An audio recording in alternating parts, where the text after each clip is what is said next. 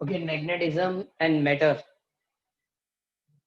Chapter 4 के अंदर जितनी फॉर्मूला थी सभी फॉर्मूला यहाँ फिर से यूज होगी, लेकिन ये चैप्टर थोड़ा डिफरेंट इसलिए है कि मैग्नेटिज्म तो 4th चैप्टर में पढ़ा था, लेकिन डिफरेंट मटेरियल के अंदर मैग्नेटिक फील्ड या मैग्नेटिज्म किस तरह से कैलकुलेट होगा। मेन पॉइंट, तो अर्थ खुद मैग्नेट की तरह बिहेव करती है, उसके पैरामीटर क्या है या कैरेक्टरिस्टिक क्या है, ओके, वो सब कंप्लीट करना है। और इसमें लिख के दिया टेक्स्ट बुक के अंदर कि 600 ईयर बीसी से पता है कि मैग्नेटिक जैसी मतलब ऑब्जेक्ट मिलती है, वो भी उन लोगों ने लिख के दिया मैग्नेशिया। मैग्नेटिक कौन सी लैंग्वेज से लिखा गया वो भी लिख के दिया होगा।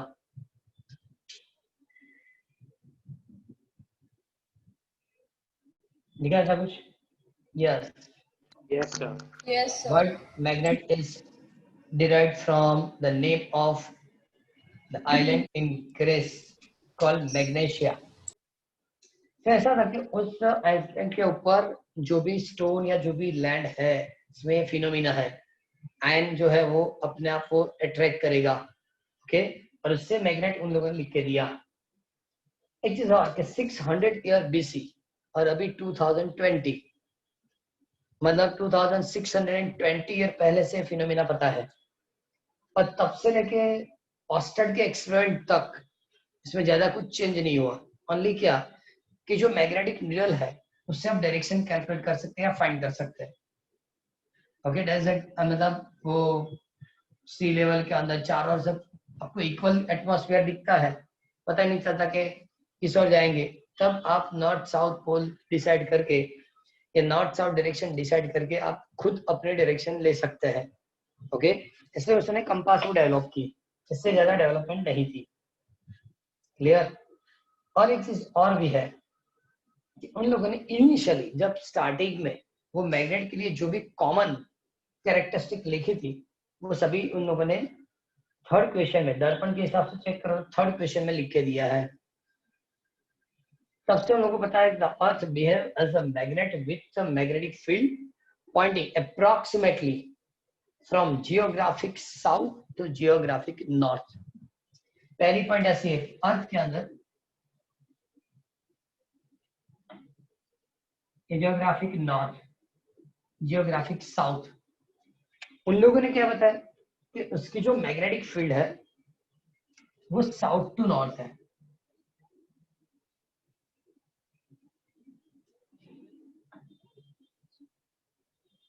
ये मैग्नेटिक नॉर्थ और ये मैग्नेटिक साउथ। अर्थ जब मैग्नेट की तरह बिहेव करती है तो इस टाइप की कंडीशन होती है। इसके हम लोगों ने बताया कि magnetic field of earth geographic south to geographic north इस तरह से होता है। हम बार मैग्नेट की जब फील्ड लाइन ड्रॉ करते हैं तो इस टाइप की क्लोज लूप बनाते हैं, मतलब नॉर्थ टू साउथ, मैग्नेट से बाहर, मैग्नेट के अंदर साउथ टू नॉर्थ। तो यहाँ भी क्या होगा, ये मैग्नेट है नॉर्थ टू साउथ, सपोज आपने ऐसे फील्ड लाइन बनाई तो कहां से स्टार्ट हुई, जियोग्राफिक साउथ, कहां तक गई, जियोग्राफिक नॉर्थ। इसलिए फर्स्ट पॉइंट में लिखा the earth behave as a magnet with the magnetic field pointing approximately from geographic south to geographic north। एक फिनोमेना और भी है, सपोज आपने पहले पढ़ा होगा कि किसी भी मैग्नेट को आप फ्रीली रोटेट की कंडीशन में रखेंगे, फ्रीली रोटेट की कंडीशन में, तो नॉर्थ साउथ डायरेक्शन में स्टडी हो जाता है। किस डायरेक्शन में स्टडी होता है, नॉर्थ साउथ। समझ इसको आपने फ्री रोटेट बता कि इस तरह से स्टडी हो जाएगी।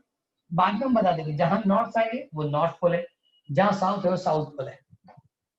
नॉर्थ दिए कौन सी, जियोग्राफिक नॉर्थ तो ये नॉर्थ पोल, जियोग्राफिक साउथ तो ये साउथ पोल। ये इस तरह से क्यों स्टडी होता होगा, तो अर्थ भी मैग्नेट की तरह बिहेव करती है। अर्थ का नॉर्थ पोल बार मैग्नेट के साउथ पोल पे अट्रैक्टिव फोर्स देगा, अर्थ का साउथ पोल बार मैग्नेट के नॉर्थ पोल पे अट्रैक्टिव फोर्स देगा, और इसलिए वो इस तरह से स्टडी हो जाएगा।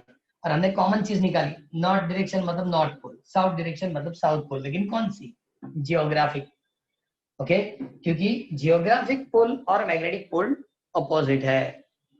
Second point, when a bar magnet, वही जो मैंने बताया वो उनको लिख के दे, when a bar magnet is freely suspended it position its points in north south direction the tip which point to geographic north is called north pole and tip which point geographic south pole is the south pole of magnet. Clear हो गया? जब ये freely rotate होगा तो north south में study होगा. North direction मतलब bar magnet का नॉर्थ पोल है, साउथ डायरेक्शन मतलब बार मैग्नेट का साउथ पोल. लेकिन ऐसा क्यों होता है? तो अंदर एक मैग्नेट की तरह, मतलब एक एग्जम्पशन करेंगे कि अर्थ मैग्नेट की तरह बिहेव करती है, तो जहां साउथ पोल है वहां मैग्नेटिक नॉर्थ पोल है. ये मैग्नेटिक नॉर्थ पोल इस साउथ पोल पे अट्रैक्टिव फोर्स देगा, मतलब बार मैग्नेट का साउथ पोल जियोग्राफिक साउथ में आएगा. सिमिलरली ओके, बार मैग्नेट का north pole geographic north direction में होगा. Now third, there is a repulsive force between north pole and north pole, south pole and south pole of two magnets are brought closer together and the attraction force between the north pole and south pole. वो तो पहले मुझे पता था. Fourth point पढ़ो. We cannot isolate the north and south pole of magnet. Okay, bar magnet जो है इसका सपोज मैंने ऐसे 3 और यहाँ से कट किया, यहाँ से कट किया, 3 ऐसे बार मैग्नेट बनाए, तो हम ऐसा सोचेंगे यहाँ नॉर्थ पोल था और यहाँ साउथ था, मतलब इसमें नॉर्थ मिल गया, इसमें साउथ. अरे तो मैग्नेटिकली न्यूट्रल हो गया. नहीं, ये नॉर्थ है तो अपने आप यहाँ साउथ क्रिएट हो जाएगा, साउथ तो यहाँ नॉर्थ क्रिएट होगा और यहाँ भी नॉर्थ साउथ मिलेगा. मतलब हर जो पेस है मैग्नेट का वो खुद मैग्नेट की तरह बिहेव करेगा. किसी कोई मैग्नेटिक पोल नहीं जो मोनो, मतलब नॉर्थ या साउथ पोल. किसी भी मैग्नेट के अंदर सिर्फ नॉर्थ पोल और ओनली साउथ पोल ये पॉसिबल नहीं है. मोनो मैग्नेटिक पोल पॉसिबल नहीं होगा. क्लियर? सब कुछ आगे लिखा है.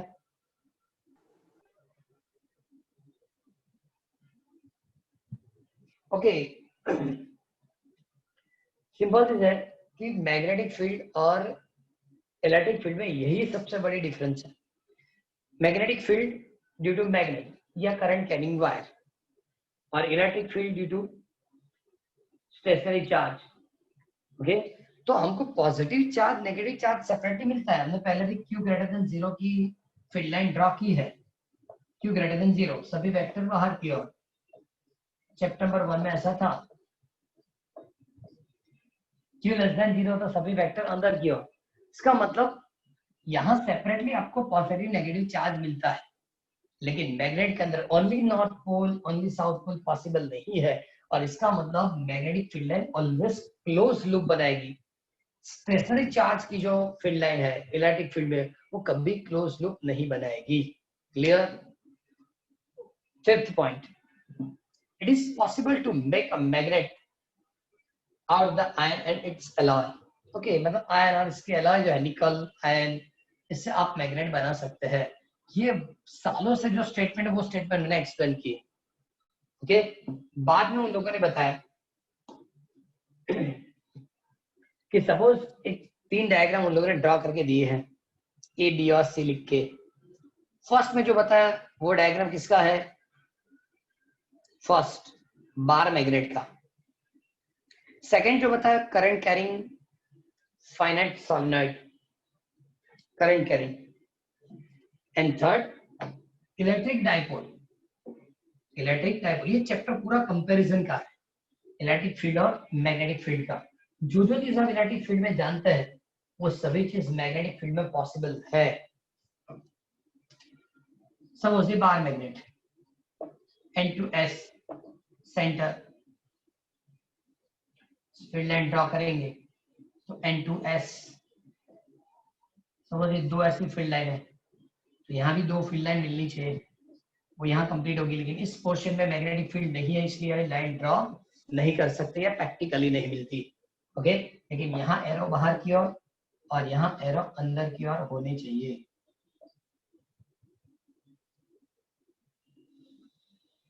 क्लियर?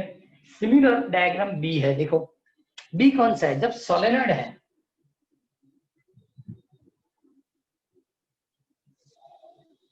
सोलेनॉइड से जब करंट पास करेंगे ओके, तो भी नॉर्थ पोल और साउथ पोल की तरह बिहेव करेगा. ओके, नॉर्थ पोल कब मिलता है? पहले मैंने ड्रॉ करके दिया था. ये पोल नॉर्थ पोल है, कैसा पता चलेगा? Anti clockwise. सर वो करंट की करंट डायरेक्शन। एंटी क्लॉकवाइज होनी चाहिए, मतलब इसको सामने से जब देखेंगे आप तो करंट ऐसे पास होना चाहिए। ओके, एंटी क्लॉकवाइज डायरेक्शन में होगा तो इसका मतलब वो नॉर्थ, और ये क्या होगा साउथ। और उसके लिए डायग्राम जो बनता है इसी तरह से बनता है, ऐसी फील्ड लाइन होगी। मतलब सिमिलर मैग्नेटिक फील्ड, बाहर मैग्नेट और सोलनॉइड की मैग्नेटिक फील्ड सिमिलर है, और सिमिलर ऐसे इलेक्ट्रिक फील्ड फॉर किसके लिए मिलेगी? Electric dipole. Electric dipole, electric dipole as well as electric magnet, वो भी बता सकते हैं, या मैग्नेट को आप मैग्नेटिक डायपोल बता सकते हैं, सभी वर्ड इक्वल है। क्लियर? तो जो इलेक्ट्रिक डायपोल की फील्ड लाइन थी, सिमिलर फील्ड लाइन बाहर मैग्नेट मतलब मैग्नेटिक डायपोल की होती है, और सिमिलर फील्ड लाइन आपको सोलेनॉइड में भी मिलेगी। क्लियर? ये इसकी कंपैरिजन है। अब उन लोगों ने जो बताया सबसे बड़ा क्वेश्चन यही है, पहले तो हम थर्ड क्वेश्चन लिख के प्रिपेयर करेंगे, थर्ड, और बाद में direct 7। Give the characteristic of the magnetic field line, ये तो 11 से लिखते आ रहे हैं। Give the characteristic of stream line, first chapter में give the characteristic of electric field line, और बाद में नाउ मैग्नेटिक फील्ड लाइन। सबके लिए इक्वल स्टेटमेंट होते हैं। फर्स्ट स्टेटमेंट क्या लिखा? The magnetic field line of a magnet from continue close loop, from a continue close loop बनाएगी, क्योंकि मैग्नेट से बाहर नॉर्थ टू साउथ, लेकिन मैग्नेट के अंदर साउथ टू नॉर्थ जाएगी, मतलब क्लोज लूप को क्रिएट करेगी।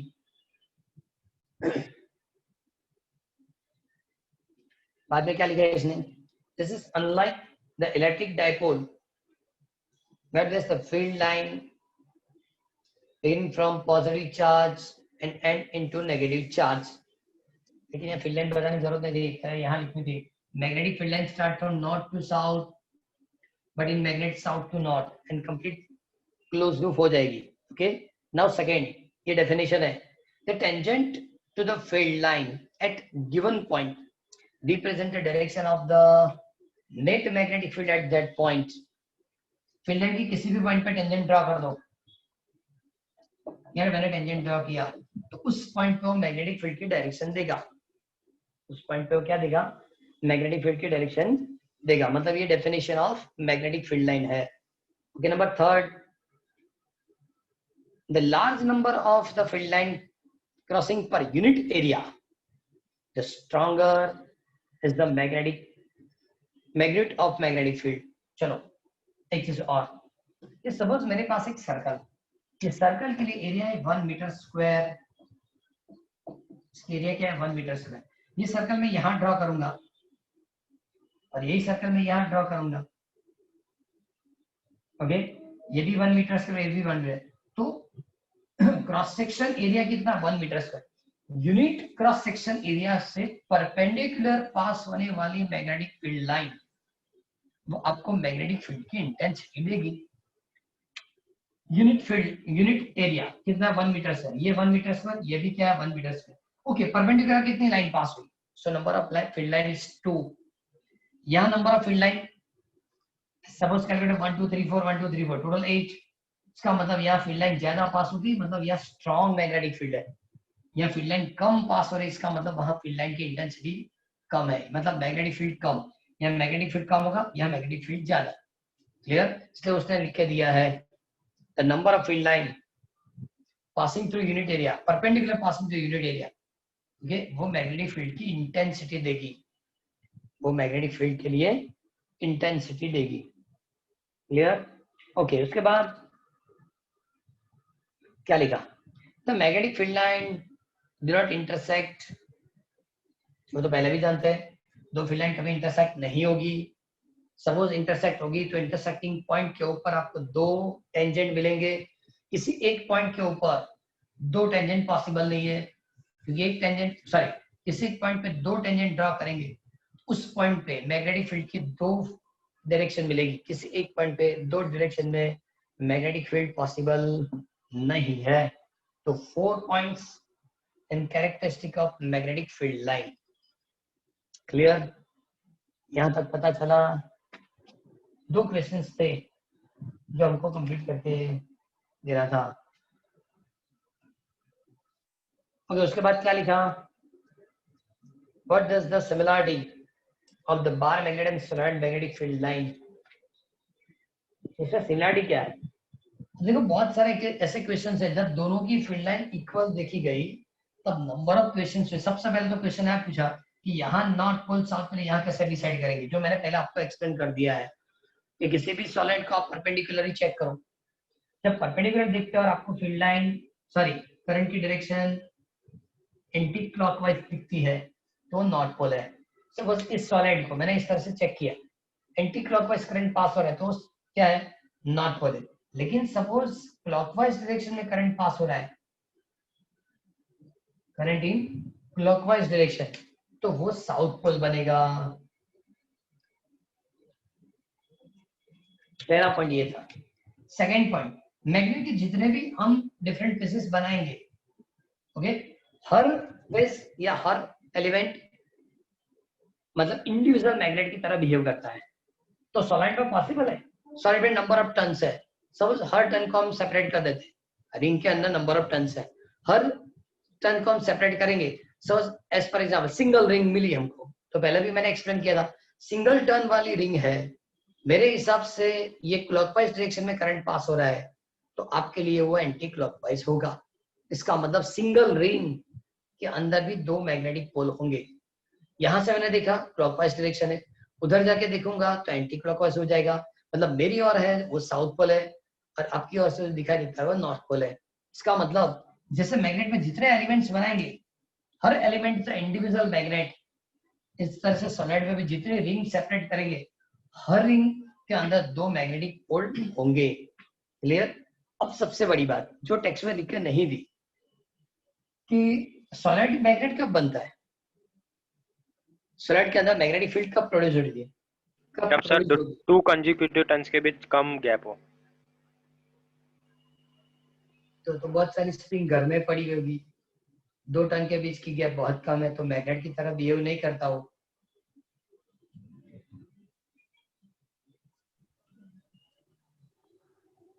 बिहेव करता है। समझ मेरे पास कोई स्प्रिंग है, मैंने ऐसे स्प्रिंग आपको बता दिया, देखो स्प्रिंग में सभी टन, स्कूल के अंदर आपने स्प्रिंग की एक्सपेरिमेंट की थी, सभी टन एक दूसरे के साथ, हाँ सर करंट पास करेंगे तो हाँ मेन मैग्नेटिक बात तो फील्ड। यही है ना, हाँ मेन बात तो ये करंट पास करने से सोलेनोइड क्या बनता है, मैग्नेट की तरह बिहेव करता है। बाद में सोलेनोइड होगा या रिंग तो भी चलेगा, वायर से करंट पास करेंगे तो भी मैग्नेटिक फील्ड मिलती है, रिंग से पास करेंगे तो भी मैग्नेटिक फील्ड मिलेगा। सभी 4th चैप्टर में कंप्लीट किया। तो इसका मतलब जब यहाँ से करंट पास होगा तब भी मैग्नेट की तरह बिहेव करता है। तो यहाँ ऐसा क्या है कि जो परमानेंट मैग्नेट है, बार मैग्नेट, वो परमानेंट मैग्नेट है, ऐसा क्यों? सिर्फ बाउंड करंट होता है उसमें। बाउंड करंट मतलब तो मैग्नेट के टच होने से करंट लगना चाहिए। नहीं सर, बाउंड करंट नहीं लगेगा ना, वो तो सरफेस बाउंड के करंट साथ है ही होगा क्या? ना। बाउंड करंट है क्या? ऑब्जेक्ट के अंदर प्रोड्यूस होने वाली करंट को बाउंड करंट बताया जाएगा ना। यस। कैपेसिटर में बताया था, बाहर से जो हमने बैटरी कनेक्ट की थी जिससे जो डेंसिटी थी वो प्लेट की डेंसिटी थी, जब बीच में ऑब्जेक्ट रखा तो ऑब्जेक्ट के अंदर जो प्रोड्यूस होता है उसको बाउंड चार्ज डेंसिटी बताई। बाउंड मतलब ऑब्जेक्ट में प्रोड्यूस होता है। क्लियर? तो यहाँ क्या होता है मैं बता रहा हूँ, एकदम सिंपल और माइनर कंडीशन इसमें कि सपोज बार मैग्नेट की क्रॉस सेक्शन मैंने इस तरह से ड्रॉ की, ओके, तो बार मैग्नेट जो बनता है वो आयरन और निकल से बनता है। और इस चैप्टर के लास्ट टॉपिक में बताया कि different 3 types of magnetic substance, ferromagnetic, paramagnetic and diamagnetic. Diamagnetic, para and ferro. Ferro मतलब जो निकल और आयन से बनते हैं, और निकल और आयन के लिए जब उसने माइक्रोस्कोप से पूरा एनलार्ज करके चेक किया तो पता चला कि इसमें एक डोमेन कंस्ट्रक्शन है। डोमेन मतलब ये डोमेन 1 मिलीमीटर से स्टार्ट होते हैं, स्मॉलर डोमेन होते हैं, लेकिन किसी एक डोमेन के अंदर 10⁻11 एटम्स होंगे और सभी एटम्स की जो इलेक्ट्रॉन्स है सेम डायरेक्शन में मोशन करती है। इस डोमेन में जितने इलेक्ट्रॉन्स है जो सेम डायरेक्शन में मोशन करते हैं उसकी मैग्नेटिक डायपोल मोमेंट इस डायरेक्शन में, ये मैग्नेटिक डायपोल मोमेंट इस तरह से, ये उधर, ये इस डायरेक्शन में। इसका मतलब सभी डोमेन में जो इलेक्ट्रॉन्स है, सभी इलेक्ट्रॉन की जो मतलब मोशन है वो डिफरेंट डायरेक्शन में, इसलिए उस डोमेन के अंदर जो मैग्नेटिक डायपोल मोमेंट मिलती है वो सभी डिफरेंट डायरेक्शन में है। लेकिन सभी डोमेन के लिए सपोज आप एडिशन कर दो तो आंसर 0, आंसर 0। इसका मतलब सपोज ये आयरन रॉड है तो मैग्नेट की तरह बिहेव नहीं करता। क्यों? इसमें डोमेन कंस्ट्रक्शन है, लेकिन सभी डोमेन के अंदर जो इलेक्ट्रॉन्स है वो डिफरेंट डायरेक्शन में मोशन करें। इस डोमेन में जितने भी है इधर जाएंगे, इस डोमेन में इसकी मैग्नेटिक डायपोल मोमेंट इधर मिलेगी, इसकी डायपोल मोमेंट इधर होगी। लेकिन सपोज मैंने इसको बाहर से ऐसे वायर माउंट किया और वायर में करंट इस तरह से पास किया, इसका मतलब इस तरह से करंट पास होगा। ओके, जब इस तरह से करंट पास करेंगे, इस तरह से करंट पास करेंगे तो मैग्नेटिक फील्ड इनसाइड हो जाएगी। तो जैसे आपने स्विच ऑन की, एक्सटर्नल करंट पास हुआ, सभी डोमेन की डायपोल मोमेंट सिमिलर उसी तरह से अरेंजमेंट होना शुरू हो जाएगी। सभी डोमेन जिस डायरेक्शन में करंट पास होता है उसी डायरेक्शन में सभी डोमेन की डायपोल मोमेंट अरेंजमेंट होना शुरू हो जाएगी। पूरे मैग्नेट के अंदर जितने भी डोमेन है सबकी डायपोल मोमेंट करंट की डायरेक्शन में एक्सटर्नल मैग्नेटिक फील्ड की तरह अरेंज हो गई। तो इसका मतलब अंदर का जो आयरन रॉड था अब वो मैग्नेट में कन्वर्ट हो गया। क्यों? सभी डोमेन के डायपोल मोमेंट सेम डायरेक्शन। अब चेक करो, इस डोमेन में करंट इस तरह ऐसे पास हुआ, इसमें भी करंट इस डायरेक्शन में, सभी डोमेन में करंट एक ही डायरेक्शन में पास होगा। इसका मतलब इस ऑब्जेक्ट के अंदर एक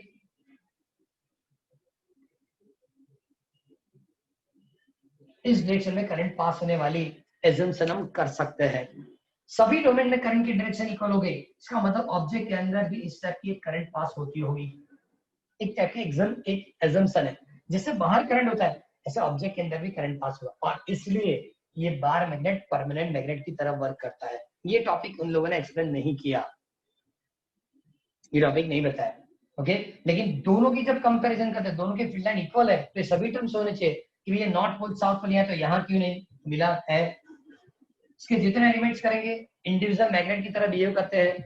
ओके, तो यहाँ जितने भी टर्म्स हैं वो भी इंडिविजुअल मैग्नेट की तरह ही बिहेव करते हैं। ओके, लेकिन यहाँ करंट पास होने से मैग्नेट की तरह बिहेव करता है, और ऑस्ट्रेटरी वही बताया था। तो यहाँ क्या होता है तो चेक करो, यहाँ भी हर डोमेन के अंदर करंट की डायरेक्शन इक्वल मिलती है। मतलब एक इमेजिनरी पार्ट की तरह हम सोच सकते हैं कि अंदर जो एक्सटर्नल डायरेक्शन है उससे इंटरनल भी एक करंट पास होता होगा। क्लियर? अब जो मैंने पॉइंट्स बताए ना, ये सभी पॉइंट्स उन्होंने एक नंबर में लिख के दिए होंगे। बार मैग्नेट में भी the large number of circulating current in analog solenoid, solenoid में करंट पास होता है, से बार मैग्नेट में भी इस तरह से सर्कल में करंट पास होते हैं, ऐसा डायरेक्ट लिख दिया। ओके, मैग्नेट को 2-3 पोर्शन में आप डिवाइड करो, आपको ऑटोमेटिकली इंडिविजुअल मैग्नेट मिलेंगे। क्लियर? तो ये सभी पॉइंट्स में आ गए, लेकिन अब उन लोगों ने ऐसा लिखा, लास्ट पॉइंट पढ़ो, like a bar magnet the magnetic field at point on axis, the magnetic field of solenoid at point on axis, bar magnet की तरह,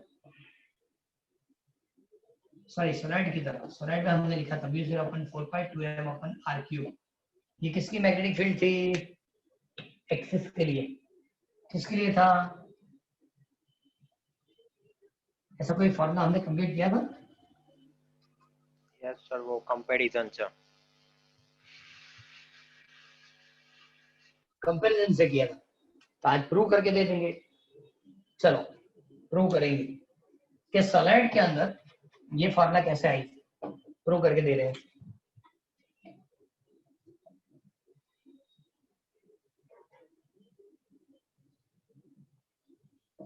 ये x, इसको क्या लिखेंगे? y। ओके, यहाँ से इसकी लेंथ l, इसका मतलब टोटल 2l कितना होगा? 2l। यहाँ एक स्मॉलर एलिमेंट डिसाइड कर रहे हैं,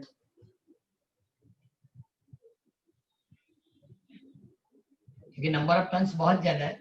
सिर्फ स्मॉलर एलिमेंट जिसकी थिकनेस क्या होगी? dx, इसकी डिस्टेंस क्या होगी? x, इसकी डिस्टेंस क्या होगी? x। और जहां हमको मैग्नेटिक फील्ड फाइंड करनी हो तो पॉइंट ड्रॉ करना बाकी रह गया।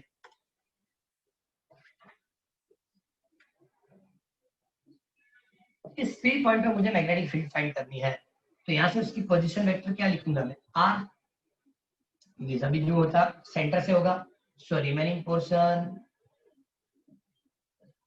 आर माइनस एक्स, तो क्या लिखा जाएगा, r minus x. The radius of solenoid इन लोगों ने ए लिख के दिया है, ये डिस्टेंस ए होगा, तो ये वाला डिस्टेंस भी ए ही होगा। क्लियर? ओके चलो एक चीज और, स्मॉल एलिमेंट से इस पी पॉइंट के लिए ये डिस्टेंस कितना है, आर माइनस एक्स, रेडियस कितना है ए, तो ये वाला डिस्टेंस क्या होगा, पाइथागोरस यूज करो, क्या लिखेंगे, in square root r minus x whole square plus A square, क्योंकि देखो ये a square r minus x whole square, तो इसकी स्क्वायर होगी, ओके, ये वाला चाहिए तो इसकी स्क्वायर रूट करनी पड़ेगी, तो डिस्टेंस मिल जाएगा। मुझे क्या कैलकुलेट करना है, एक्सिस पे मैग्नेटिक फील्ड, ये जो पी पॉइंट मैंने कंसीडर किया वो सोलेनॉइड के एक्सिस के ऊपर है, ओके, तो सबसे पहले वो बताओ, magnetic field due to current carrying ring, magnetic field due to current carrying ring, formula क्या होगी,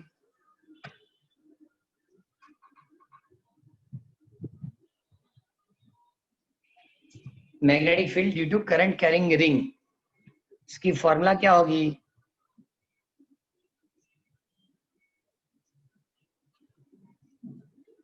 फोर्थ चैप्टर में हाईएस्ट फॉर्मूला थी, लिस्ट नहीं बनाएंगे तो सबसे डेंजरस चैप्टर नंबर 4,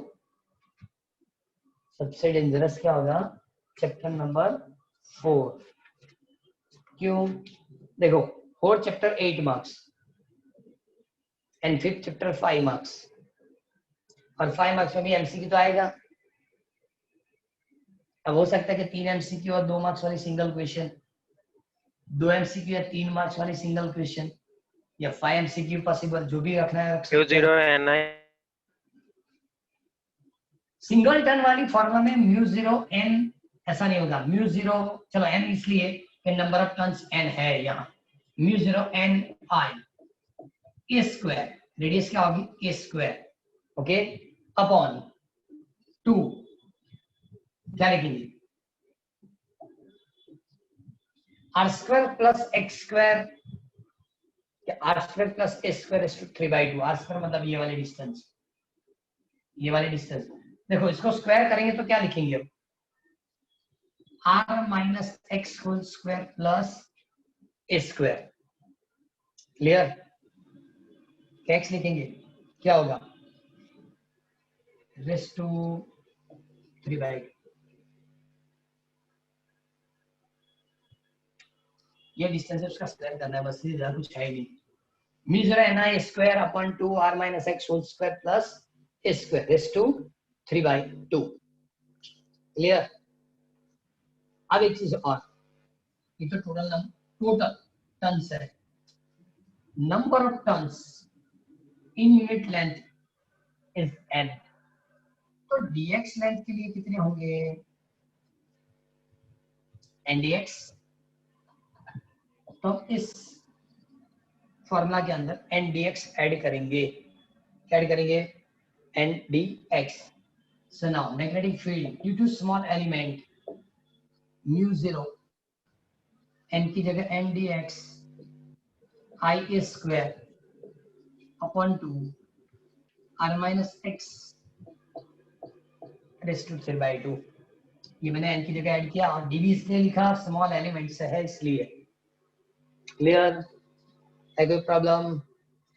अब सपोज मुझे पूरे सोलेनॉइड के लिए मैग्नेटिक फील्ड चाहिए पॉइंट P, तो इसको मैं इंटीग्रेट करूंगा -L टू +L, क्योंकि यहाँ ओरिजिन है, तो ये -L तो क्या होगा +L, मुझे मैग्नेटिक फील्ड भी चाहिए, so integration -L to +L mu zero n I square dx upon 2 r minus X square, यहाँ क्लोज ब्रैकेट करेंगे, plus A square raise to 3/2। चलो इंटीग्रेशन में जितने जितने कांस्टेंट वैल्यू है उसको, इंटीग्रेशन में जो जो कांस्टेंट वैल्यू है उसको बाहर भेज दो।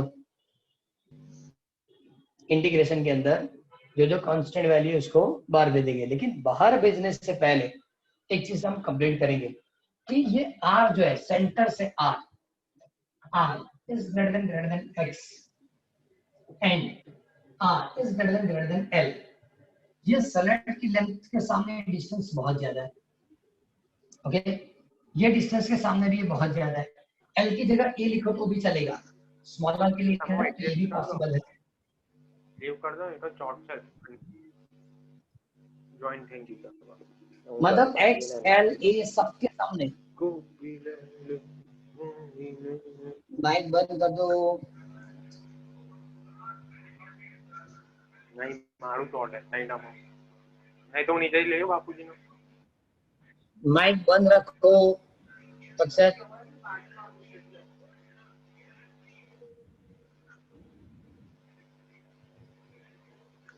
पढ़ने का है तो कर लो, नीचे से ले लो। अक्षर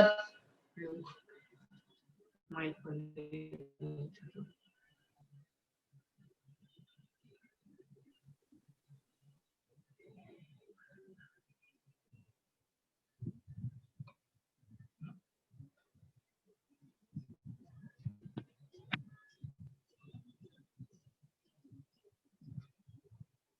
R is greater than x, R is greater than L, R is greater than A। इसका मतलब R इतना ज्यादा है कि बाकी सबको हम निगलेक्ट कर सकते हैं।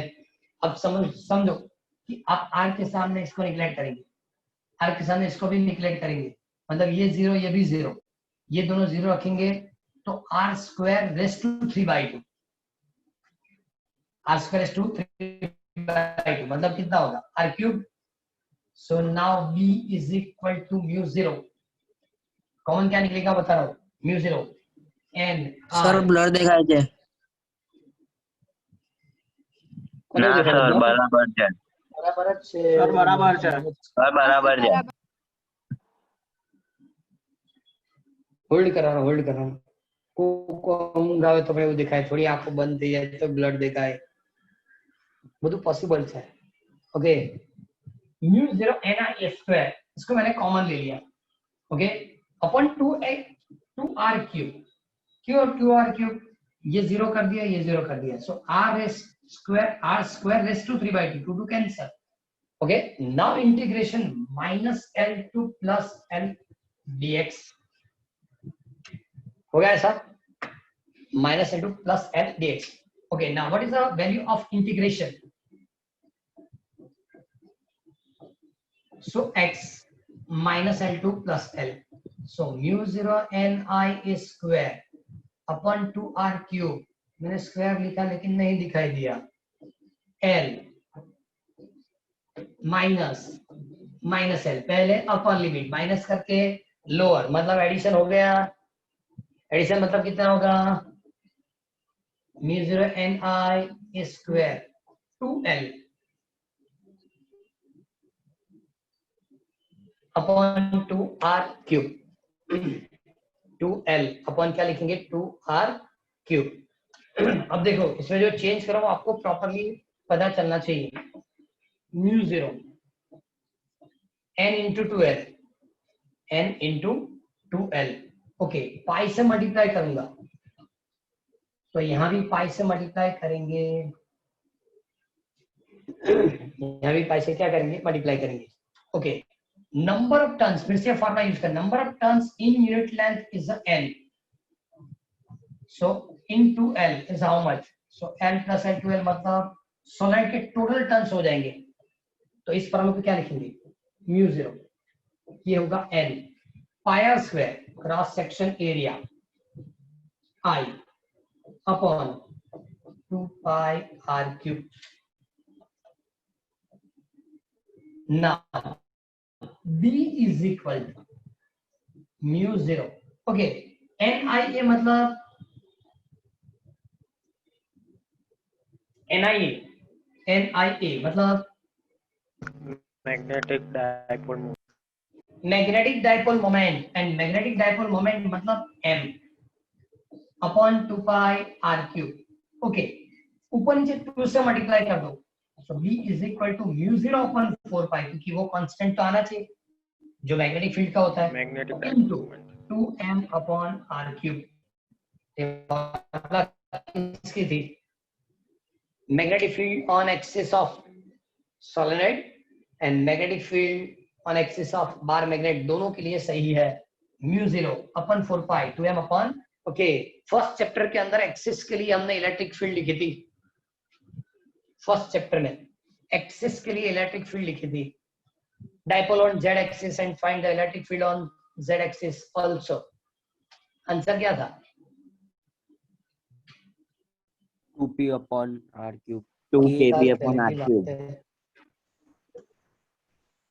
फिर से 2 kp upon r E cube. is equal to 1 upon 4 pi epsilon 0 2p 2 kp, ऐसा लिखते होंगे मेरे ख्याल से 2 kp upon r क्यूब, लेकिन k equal to 1 upon 4 pi epsilon 0 मैंने अलग से लिख दिया,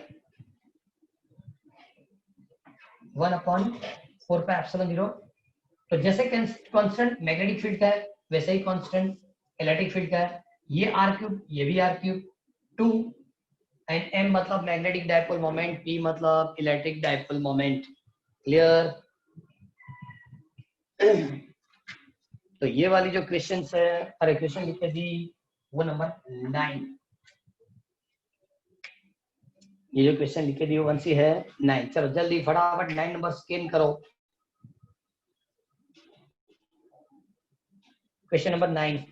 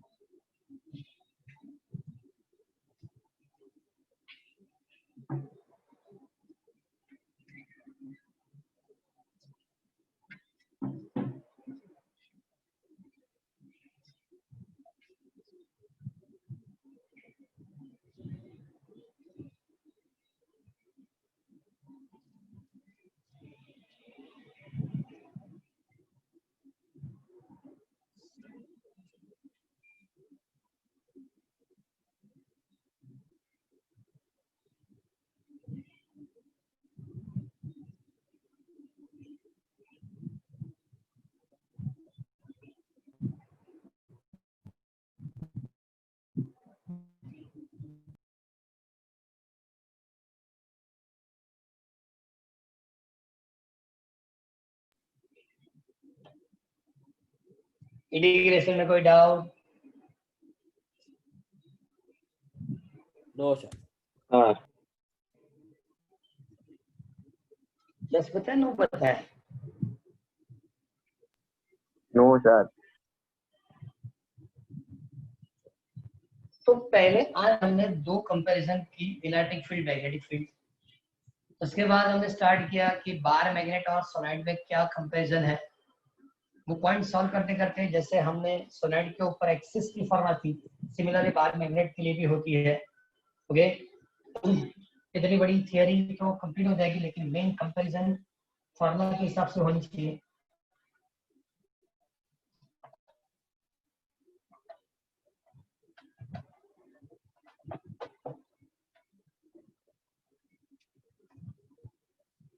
देखो इलेक्ट्रिक फील्ड जो था, इलेक्ट्रिक फील्ड में formula for axis E is equal to 1/4πε0 P upon r cube. Similarly magnetic field μ0/4π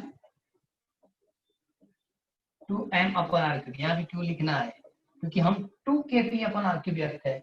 similarly for equator, equator vector लिखेंगे तो -kp, वेक्टर नहीं लिखेंगे तो kp बाय r क्यूब। तो यहाँ भी इक्वल क्या लिखेंगे, μ0/4π। तो इसका मतलब k मतलब 1/4πε0।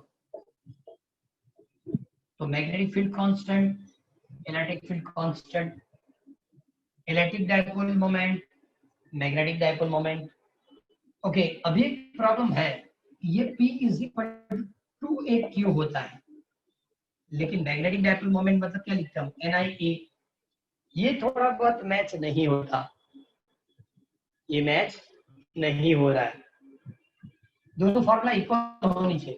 क्यों, क्योंकि प्लस क्यू और माइनस क्यू, ये इलेक्ट्रिक डाइपोल और दोनों के बीच की distance 2a, equal magnet but opposite sign, मतलब unlike charges at a certain distance is called electric dipole. तो बार मैग्नेट भी ऐसा ही है, नॉर्थ एंड साउथ। इस लेंथ को उन लोगों ने 12 बताया। ये जो हम लिख रहे हैं for solenoid, magnetic dipole moment for solenoid. Now magnetic dipole moment for bar magnet is called 2Lp या 2Lqm। P और Qm क्या है, तो ये जो पोल की पोल स्ट्रेंथ है उसको P लिखा जाता है। जो भी बार मैग्नेट आप यूज करेंगे, इसकी इंटेंसिटी, पोल की जो इंटेंसिटी है, स्ट्रेंथ, उसको क्या बताया जाएगा, okay, pole strength. And pole strength is equal to P। Pole strength is equal to क्या लिखेंगे हम, P, या उसको मैग्नेटिक चार्ज भी, मतलब Qm, मैग्नेटिक चार्ज ऐसा लिखा जाता है। Electric field due to electric charge and similar magnetic field due to magnetic charge, से QM भी लिखते हैं। ओके चलो, इसकी यूनिट हम जानते हैं, क्या यूनिट होती है, मैग्नेटिक डाइपोल मोमेंट की यूनिट क्या होगी,